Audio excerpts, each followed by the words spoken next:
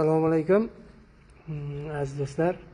Mana yangi tikuv sexini ishga tushirmoqchimiz. Tushirish arafasida uni boshladik ishni. Nasib bo'lsa bitta liniya tayyor bo'ldi hozir yerda. Xo'sh.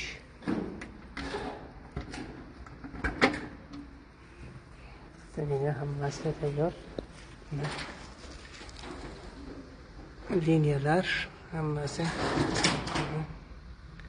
har bir mashina uchun bittadan rozetka.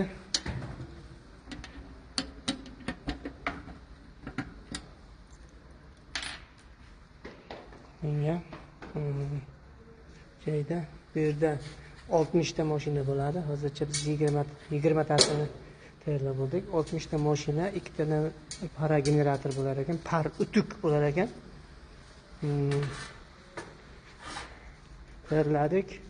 Kuzatishda davom eting. Yangiliklar tashlab boramiz.